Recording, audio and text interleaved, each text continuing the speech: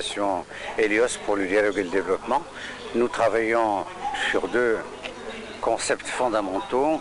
D'abord la prospective, l'analyse stratégique et puis la question du développement durable qui est devenu un enjeu majeur pour notamment à l'occasion de la préparation de la COP22. Moi, ce que j'ai préconisé, c'est que nous puissions saisir cette opportunité de nous investir davantage dans la recherche-développement pour dégager justement du faire-savoir ou du savoir-faire marocain exportable.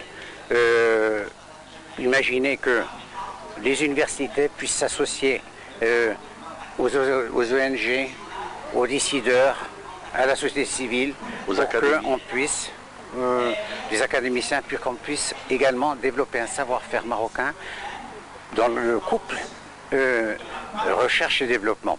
Par exemple, le plan solaire de Ouarzazate pourrait être une excellente plateforme pour associer des chercheurs pour développer un savoir-faire marocain dans le domaine, par exemple, de l'eau, puis par condensation de l'air. Et il faut aider justement les chercheurs à trouver des synergies avec tous les acteurs dans le domaine de la... COP21 à Paris, maintenant tout le monde est unanime pour dire que les menaces sur la planète, sur l'avenir de l'humanité entière, sont des menaces très sérieuses qu'il faut prendre de façon sérieuse.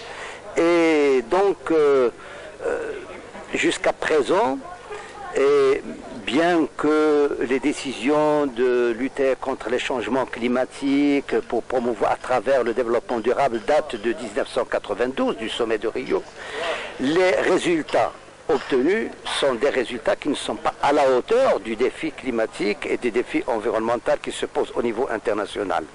Et probablement que la raison est que jusqu'à présent, les conférences de partis ont été gérées uniquement par les pouvoirs publics et la société civile a été en quelque sorte marginalisée. Alors maintenant que nous sommes devant l'impasse, tout le monde est d'accord pour que la société civile puisse prendre la place qu'elle mérite dans les décisions qui concernent notre planète et notre humanité. Alors donc, au niveau du Maroc, la société civile marocaine a perçu ce message. Et avec le gouvernement, avec les corps élus, avec les partis politiques, avec tous les entités, nous sommes en train de bâtir pour un avenir meilleur où la société civile occupe une place assez importante. Nous avons une première étape que nous devons franchir et sur laquelle nous nous préparons avec beaucoup de sérieux, c'est l'étape de la COP22. Et là, je suis persuadé que la société civile va apparaître de façon très positive, de façon très dynamique. Et nous, au niveau de Rabat El-Fath, avec son club de l'environnement, nous avons établi un programme durant toute l'année pour préparer la COP22, mais nous sommes en train de bâtir pour l'au-delà. Ce n'est pas uniquement la COP22, la COP22 va passer avec les conclusions que nous allons constater, mais il va falloir suivre, il va falloir dynamiser, et c'est pour cela que nous construisons une société civile qui puisse aller au-delà de la COP22 pour accompagner le développement durable, pour accompagner... Du 8 au 17 novembre 2016 à Marrakech, la COP22, qui est la plus grande rencontre internationale consacrée au changement climatique. Cet événement constitue pour le Maroc une opportunité à plusieurs titres. Le premier, c'est que c'est l'occasion de faire le point, d'amplifier la prise de conscience de la société civile marocaine sur les enjeux climatiques et de manière générale les enjeux de l'environnement pour notre pays. Et deuxième chose, pour notre continent, nous sommes un pays du Sud, nous sommes un pays africain, et la tenue de cette COP ici au Maroc, après la COP21 qui s'est tenue à Paris, constitue une occasion extraordinaire pour aussi mettre à l'agenda les priorités africaines, les priorités des pays du Sud comme l'Amérique latine, les États insulaires. C'est aussi une occasion pour rassembler la société civile marocaine, renforcer son rôle, et à ce titre, Je voudrais signaler, pour ceux qui ne le savent pas encore, qu'une coalition marocaine de la société civile pour la justice climatique a été constituée dimanche dernier.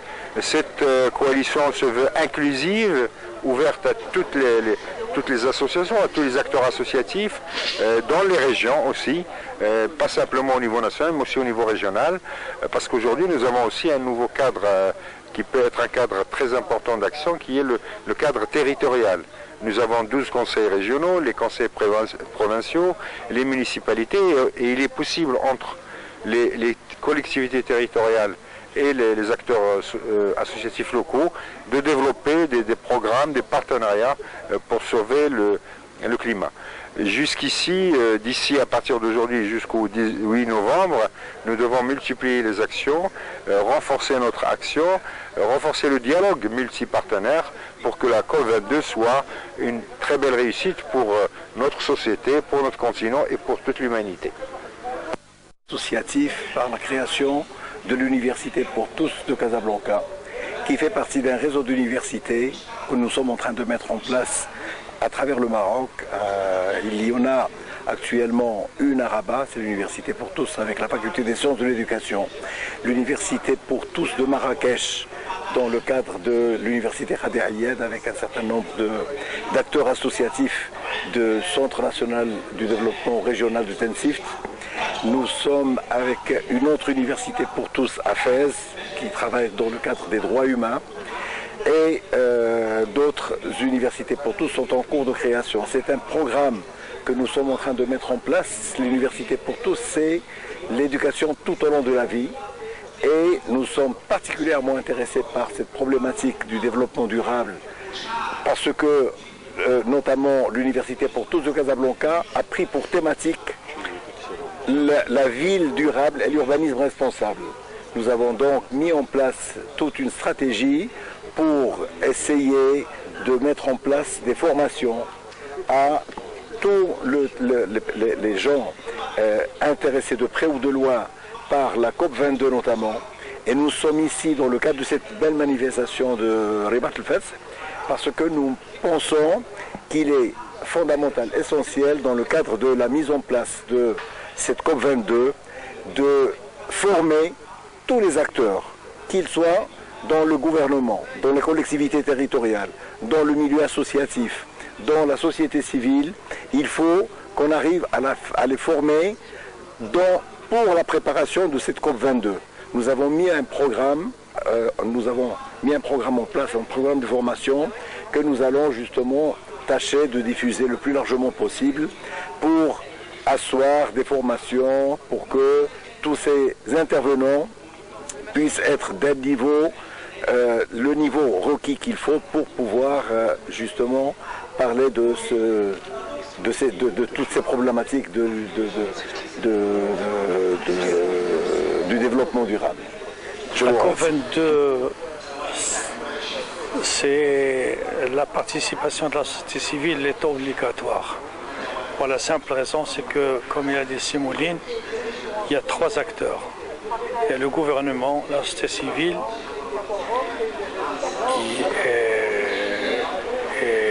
et un autre organisme. Bien. Ce qu'on oublie assez souvent, c'est que la société civile actuellement au Maroc, elle a 10 000 et une difficultés, tant sur le plan organisationnel que sur le plan participatif et surtout sur le plan des moyens financiers à mettre à leur disposition. Ce qu'on oublie aussi, c'est que le gouvernement, il est composé des partis politiques. Et les partis politiques, c'est des ONG eux-mêmes. Donc ça veut dire quoi? Ça veut dire que tous les ministres qui sont là, ils font partie de la société civile. Mais malheureusement, dès qu'ils sont en poste, ils oublient totalement leurs souffrances qu'ils ont passées lors qu'ils étaient dans la société civile en tant que parti ou en tant qu'autre organisme. Ce que je souhaite très sincèrement, c'est d'abord de donner la possibilité à des sociétés qui sont dans le domaine aussi. Les sociétés qui sont dans le domaine, actuellement, ils sont ignorés totalement. Parce que les sociétés, ils sont sur le terrain. Ils connaissent le problème du HKZ. Ils souffrent. Alors, si on ne les consulte pas, si on ne leur demande pas leur avis, on va prendre certaines décisions hâteuses et rapides sans qu'il y ait quelque chose de palpable. Et je souhaite que cette fois-ci, avant l'organisation de la COP22, ces sociétés doivent être consultées, ils doivent être présentes pour donner leur point de vue, et aussi la société civile. Merci.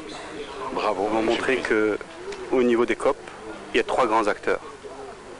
Le gouvernement, les ONG et le secteur privé. Chacun a un rôle bien déterminé, très important pour que l'accord englobe tous les acteurs pour que ces beaux projets qui répondent à la problématique des changements climatiques non seulement intègrent l'impact économique, l'impact social et l'impact environnemental. Les entreprises, le secteur privé doit innover pour émettre moins de gaz à effet de serre, pour trouver des solutions techniques aux problématiques que nous rencontrons aujourd'hui. Les ONG accompagnent sans aussi les garde-fous, parfois parce que les événements que nous rencontrons dans le monde entier sont importants. Et enfin, les gouvernements, c'est pour l'accord final, c'est pour les accords qui engagent les pays. Et pour engager les pays, ensuite, ils se retourneront aussi vers les secteurs privés de chaque pays, les ONG de chaque pays, pour enfin arriver à des solutions acceptables et réalisables pour tout le monde. Merci.